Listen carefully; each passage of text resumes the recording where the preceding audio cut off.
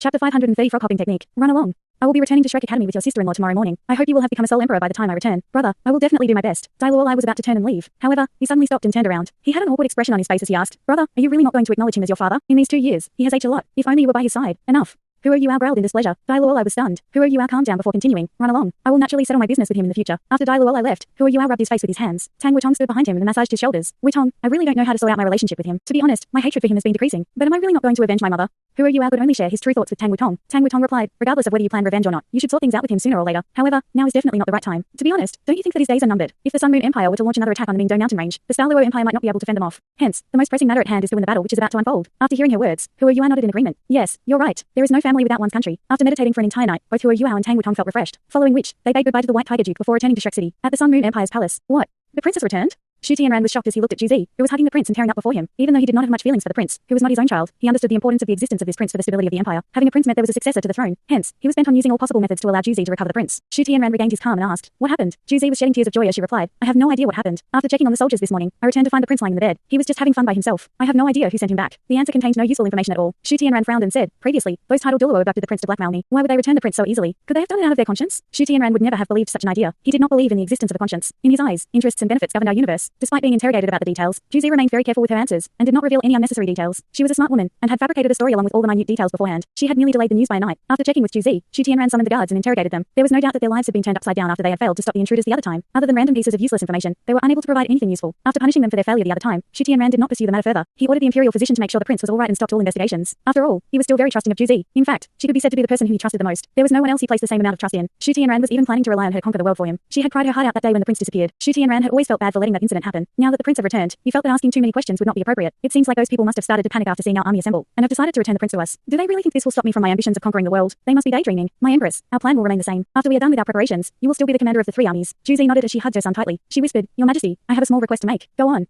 Shu Tianran spoke. Juzi hesitated a while before continuing. The prince's disappearance had taken a lot out of me. I can't stop blaming myself for not protecting him properly. This time, because I will be leaving for an extended period of time for the campaign, I wish to bring the prince along with me to prevent a repeat of this incident. After hearing her words, Shu Tianran flew into a rage. What? You want to bring the future leader of our empire onto the battlefield? Juzi, has your ego gone to your head? How dare you raise such a request to me? Juzi collapsed to her knees before Shu Tianran. She did not say anything as tears started to stream down her cheeks. Shu Tianran's heart started to soften as he stood up and walked towards her. I cannot allow you to do this. How can I let the successor to my throne leave the palace? You may rest assured that I will step up the palace security after you leave. I will make sure I get someone to protect the prince and ensure that he does not come to any harm. I guarantee you that all of the above will be done. You know very well that even though the prince is not my own child, I have no chance of having my own child. In the future, every plot of land and drop of water I own will belong to him. Hence, you must put in your best into this campaign. The 3 armies will be placed under your command. When you return victorious, I will bring the prince and welcome you back personally. We will organize the biggest celebration for you when you return. Yes, Your Majesty. There was nothing else Juzi could say. At this instant, little Yanan, who was sound asleep in Juzi's embrace, woke up and exclaimed, Father. Shu Tianran, who was looking very serious, found his body trembling after hearing what little Yanan had just said. Regardless of who he was ultimately still human. Being infertile was one of the biggest blows for him in his life. Little Yanan's words had hit the softest part of his heart, making him feel guilty for making those remarks earlier. Hence, he helped Juzi up from the ground before patting on her shoulder. He said, Spend more time with him during these few days we have. Father. Little Yanan cried out again. Shu Tianran burst into laughter as he pinched little Yanan's cheek. Yes, my little prince, you must pray for the safety of your mother and wish for her to return victorious. When Juzi carried Shu Yanan out of the imperial study, her clothes were already drenched with sweat. Even though Shu Tianran enjoyed being addressed as little Yanan's father, it was a nightmare for Juzi. This was because she knew little Yanan was not calling for Shu Tianran. Ever since that little fellow learned how to speak, he had never called Shu Tianran father. Even though this was the first time little Yanan was calling out openly, Juzi knew that he was actually calling out for Hua Yuao. Toddlers would never lie. Juzi was really afraid that little Yanan would give it away. Fortunately, little Yunahan did not say anything other than the word father. After bringing her son back to her room, Juzi let out a sigh of relief. However, she still had a very nervous expression on her face. After shutting the door, she laid her son on her bed as she gradually regained her calm. As she gently stroked little Yanan's hair, she muttered, My dear baby, it's really in your nature to be like this. Don't worry.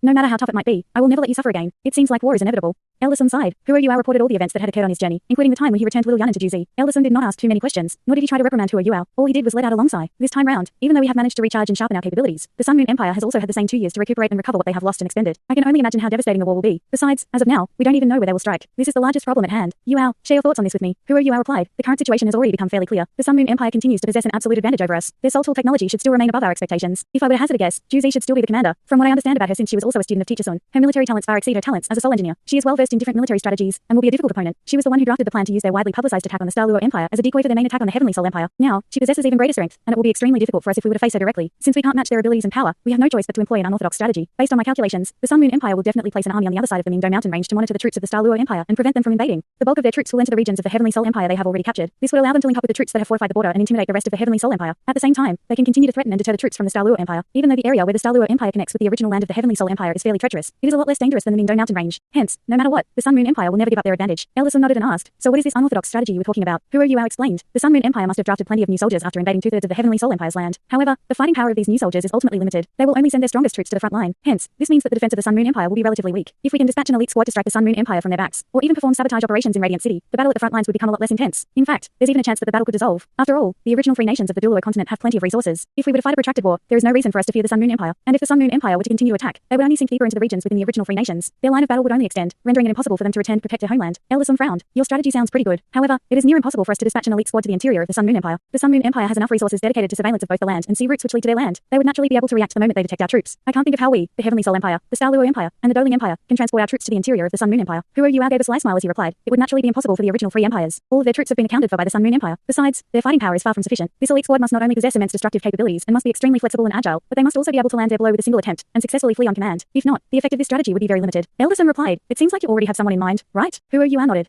At this juncture, there was no longer any need for him to withhold the information. Yes. I am referring to the 3 Soul Engineer Legions which our academy has painstakingly trained. It had taken close to a year to assemble the equipment for these 3 Soul Engineer Legions by tapping into the wealth and support of Shrek City and the 3 empires since Sun Zuen gave his suggestion. They had been undergoing intensive training as they learned how to better utilize their equipment and gear. However, Sun Zuen, Huro Yuao and the higher-ups in the Shrek Academy knew well enough that the capabilities of the 3 Soul Engineer Legions were still not on par with the Sun Moon Imperial Soul Engineer Legions. The 3 Soul Engineer Legions' abilities were all too singular. Out of the 3 legions, only one of them possessed airborne capabilities. Even though the other 2 had their own individual special abilities, their collective fighting power was still a long way from the Sun Moon Empire's legions. Their flaws were all too apparent. Nonetheless, they were the products of the blood and sweat that Shrek Academy had shed for the past 2 years. When Huro Yuao suggested the deployment of these 3 Soul Engineer Legions, Elder Sun was taken aback. It was simply a very costly and risky investment. It was hard enough to figure out how to send them over to the Sun Moon Empire. Even if they were successfully sent over there, how were they going to survive the battles that would no doubt take place? These 3 Soul Engineer Legions were formed from thousands of Soul Masters. They were essentially the foundation of the entire academy. If they were to all perish on this mission, Shrek Academy would suffer an unprecedented loss. Huro Yuao naturally knew what Elder Sun was worrying about. When he was on his way back, he had already rehearsed his plan and fine-tuned the details in his head. Elder Sun, have you forgotten that I have the spectral demiplane? I know we won't be able to bring the thousands of Soul Masters in the Legion into the Sun Moon Empire. However, if it's just me alone, those surveillance soul tools would have no effect on me. They would essentially be blind. And this has already been ascertained from my repeated trips to the Sun Moon Empire. After hearing Huro Yuao's words, Elder Sun was stunned. However, soon enough, a smile broke out on his face. His excitement translated into a powerful spiritual wave which rippled out from his body and sent Huro Yuao staggering a few steps backwards. That's right.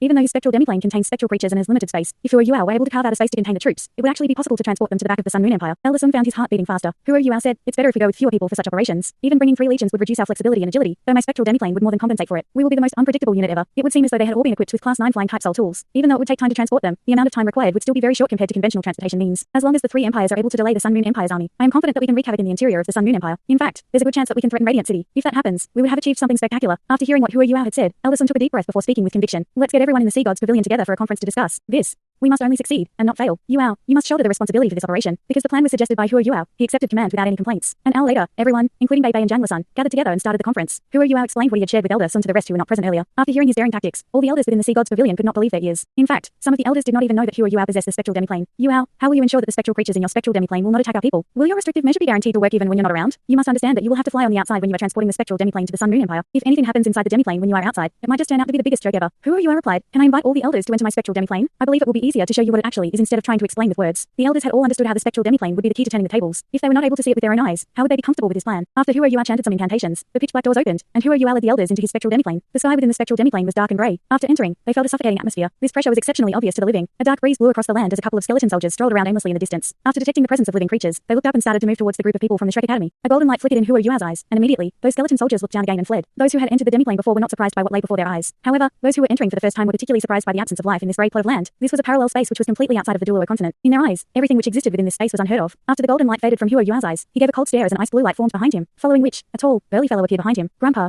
After seeing Huro Yuao, he greeted him enthusiastically. He was none other than Little Bai, the Ice Bear King. Only a few people in the Shrek Academy knew Huro Yuao's true strength. When the rest saw him release the Ice Bear King, many of them silently gasped in surprise. They were all powerful individuals within Shrek Academy, and were definitely more than capable of understanding what that meant for Huro Yuao's abilities. Because the elders had all attained the rank of title Duo, they could no longer possess spirits. However, this did not interfere with their interest in research into spirits. Conversely, their interest in spirits was a lot stronger than younger people. It was apparent that the fatty that Huro Yuao had just released was one of his spirits. Huro Yuao was the only soul master known to have multiple spirits. The fact that the spirit was able to take on human form and solidify meant that the fatty was a beast with at least 10,000 years of cultivation before becoming Huro Yuao's spirit. However, most of the people seemed to have ignored how it addressed Huro Yuao as his grandfather. Huro Yuao nodded at Little Bai as he instructed, get yourself to come out. All right. Little Bai agreed as he turned around and released a deafening howl across the expansive plains. Even though this howl was not particularly bright, it was very special. As the sound wave traveled outwards, there were signs of ripples moving across the air. Strangely enough, the ripples did not seem to affect those who were present. It must have cultivated for more than 10,000 years. That was everyone's first reaction. It did not take long before a deep humming sound could be heard from afar. As the ground started to tremble, the group of people could see how the spectral creatures started to move away, as though they were fleeing from their natural predator. Before long, a gigantic figure appeared in their vision. Yes, it was humongous. Truly humongous. This big fellow was over 100 meters tall. Its muscular body was even thicker and broader than some of the smaller mountains. It was covered in a layer of grey fur. When it was running, there was a faint bluish grey current that rippled about its body. The most peculiar thing about it was its eyes. There was a powerful blue flame burning in its eye sockets. During its run, some of the flames escaped from the corner of its eyes. Even though the elders of Shrek Academy were all extremely powerful, they still could not help but feel the pressure in the air when they saw this big fellow. What a big bear.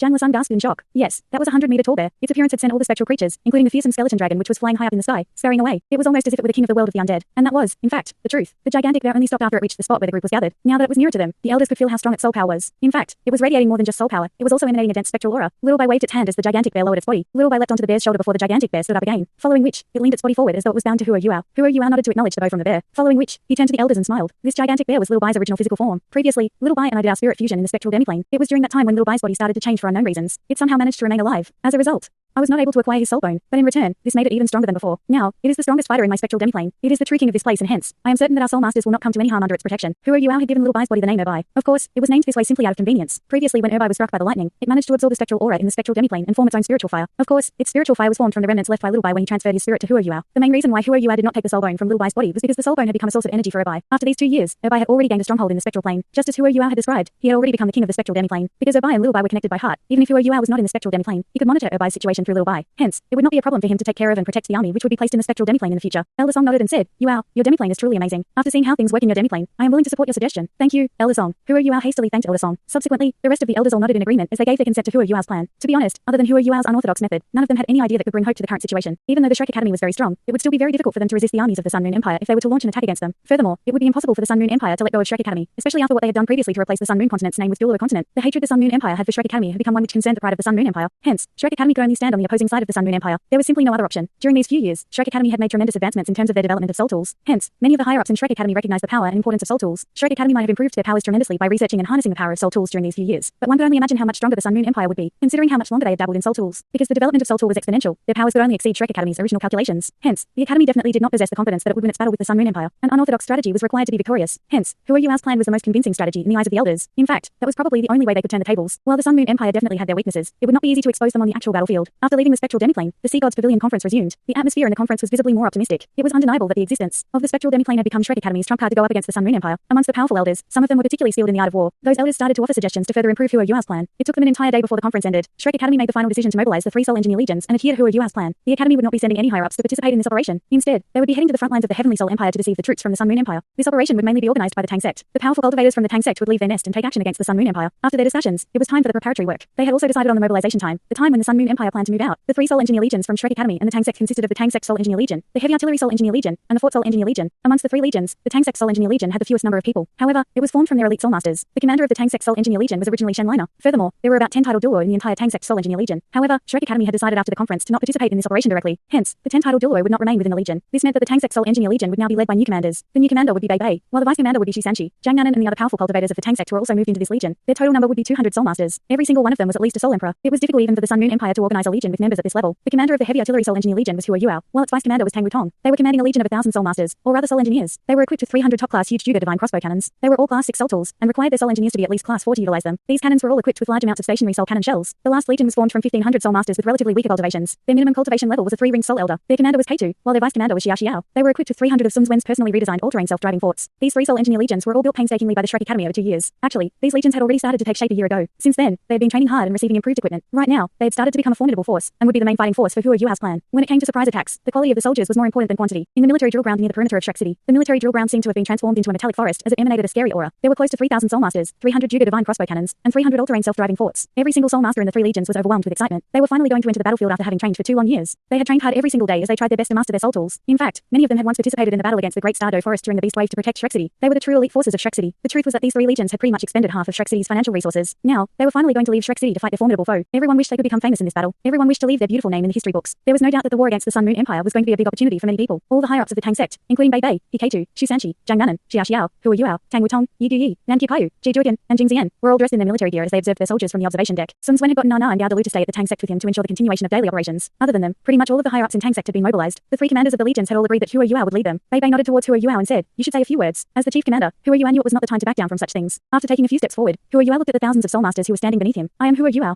I believe everyone already knows what kind of operation we are about to commence against the Sun Moon Empire. I only have one request for all of you. I need all of you to listen to the orders being issued. Regardless of what you see and discover after this, you must adhere to the orders which have been given to you. If we are able to emerge victorious and succeed, our names will all be engraved in the glorious history of the Dueluo continent. I believe all of you already know that I was the one who started the Spirit Pagoda from scratch. I can assure all of you that after we have completed this operation, all of you will get spirit transmission priority. This battle goes beyond defending the pride of our academy. At the same time, it is about defending our country and our homeland. I believe many of you here come from the Heavenly Soul Empire. You should all be familiar with its current situation. We can't watch our country be ravaged in this war without doing anything. We must put in effort to defend our country." Hua Yuao was not using a sound amplifying soul tool, but his voice echoed in everyone's minds. His powerful spiritual energy was able to envelop the the entire military drill ground.